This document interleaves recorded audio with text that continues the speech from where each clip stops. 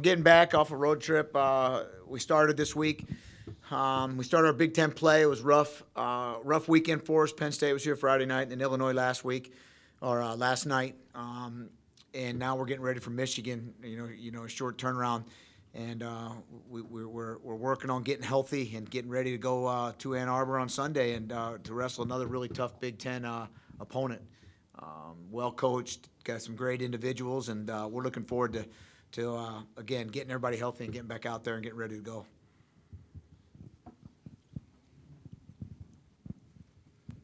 Chris, obviously no one wants to lose, but still, especially a big match like Friday. What do you think were the biggest things that you guys were tested? What do you think were the biggest learning lessons from that and this weekend as well? Yeah, Friday night was great. We saw a ton of guys. Our guys had a lot of hustle, right?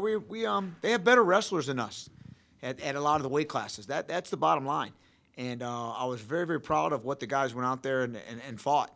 We're working our way to get to that level. We had better wrestlers than they did at the weight classes we won, and so it was a great test to see where we are. Nobody wants to lose, but the guys showed up, they fought, and then and it is what it is. Now we went down to Illinois yesterday, and we were shorthanded, and everybody could say all that, right? We don't like to make any excuses. We've got capable backups. We just need guys to go out there and when one guy goes down or two guys goes down, we have got to have guys step up and take charge and go use the opportunity that they have to go win a wrestling match. We were seconds away from beating Illinois, really.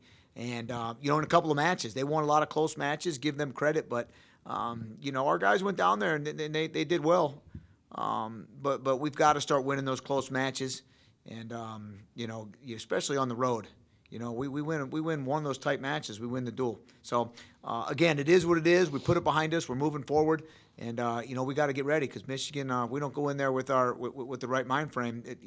They're going to blow us out of the building. So I like where we're at. Our guys came in this morning. Everybody's positive. Everybody's upbeat. Everybody's working their way to getting back in the lineup, and we're going to go to Ann Arbor and hopefully they respond like they did like when Iowa State embarrassed us this year, and then we went to Cornell. That's the battle cry this week. We're going to go back and have the same workouts, the same mindset, the same speech, and our guys are capable. I'm not worried one bit again of what we've got in the room. We just got to put all 10 guys out there and compete. Coach, I know the outcome maybe wasn't what you wanted, but what was the atmosphere like inside the field house on Friday? Oh, Friday was amazing. You know what? This is what we did. This is why we're here. We came here, and one of our goals, the administration goals, was to grow the fan base, grow the attendance, make it a place where people will enjoy wrestling. We opened up Bucky's Balcony Friday night. Amazing. One of the best things that we've done in our program. Amazing. And our fans loved it. Our inboxes are flooded with how do they get up there now? What's going on? We're getting emails that sight lines were bad because people were standing up. So it's great, right? Those are the problems that you want to have as you're building this fan base and you're building this program.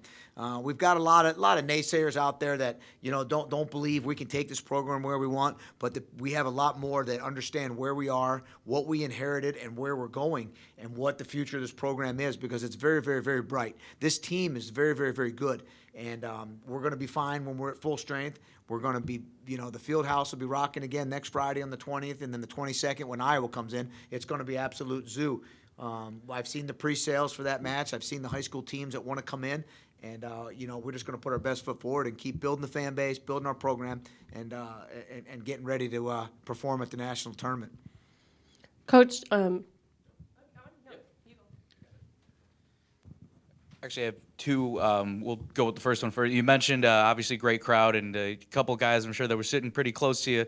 Yeah, Braylon Allen and Luke Fickell. Just talking about seeing those guys come out, supporting programs back and forth. How exciting was it to see Luke stay to his word, bring Braylon in, and just get to enjoy that as well? Coach Fickell's a celebrity in the wrestling world. He really is. I texted him afterward and I said, man, the wrestling community is buzzing with you coming to the match, and I appreciate it. And then, today I get up and I got a text message from him. It was almost more of a speech. It was great, keep your head up, get them healthy, and it's time to, I think the quote was get back on the horse and get ready to go. You know what I mean? So it's amazing. So our relationship is awesome. He says he'll be at every one that he possibly can be to. Braylon Allen's support is amazing, and that's what the culture of this athletic department is. All these coaches support each other, but to have him take time out, how busy he is with the transition to come in, absolutely amazing.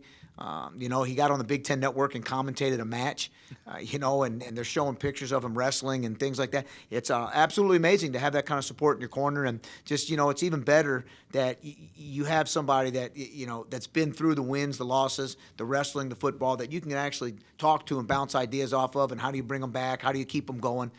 But absolutely amazing to have the support of our head football coach at these matches.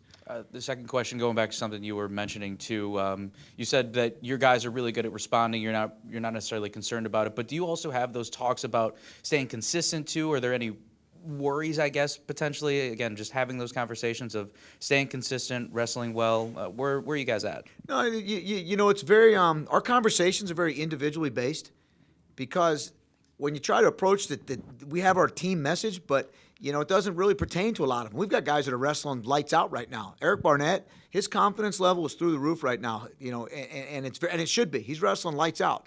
You look up and down the lineup, but some of these other guys, we got to get going. You got to give them a sense of urgency.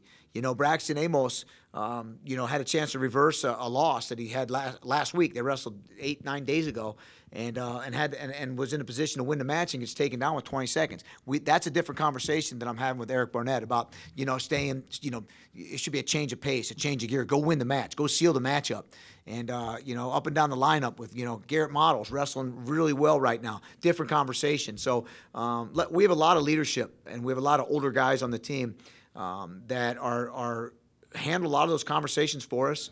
But again, on the bus ride home, I grabbed a lot of them individually and just, keep your head up, do this, do that. And everybody's in great spirits. They understand this is the first weekend of the Big Ten competition. We've got 6 more Big Ten matches and the chance to have a great year heading into the Big Tens and national championships. Coach, Dean Hamady came out of the weekend with 2 bonus point wins. He had a major decision against Penn State and then a tech fall yesterday. What are you seeing from him? He had a couple bumps earlier in the season. He's only a sophomore. How do you continue to see him develop? Yeah, it's great you say that, right? He's had a couple of bumps. He's lost to like 3 national champions. You know what I mean? And that's great, right? I like that you're saying they're bumps, because he's expected to win those matches. That's where we are in our program. We've expected these guys to beat the best in the country, and they're right there. DJ has turned it up one more gear since his losses, and that match yesterday, that kid is a tough kid. The Braunagel from Illinois at that weight is a tough kid, and DJ beat him 15-0 in the second period. You wouldn't have seen that from DJ a month ago. And I couldn't be more proud of the kid. He shows up every day. We say this all the time, day in and day out, with a smile on his face, works his hard, does whatever you ask him to do, and he's going to be a big problem. He's going to be a big problem for people coming down the stretch run. And, it starts again next week. He's got a guy that beat him at the NCAA tournament in the consolation semifinals. Big Ten runner-up, and guys ranked right around where he's ranked, 4th or 5th, and it's a big-time matchup for DJ. So we'll really see again where he is in their home arena. But I couldn't be more proud and more excited for the path that DJ is on right now. And again, he's going to be a big problem down the road for a lot of people.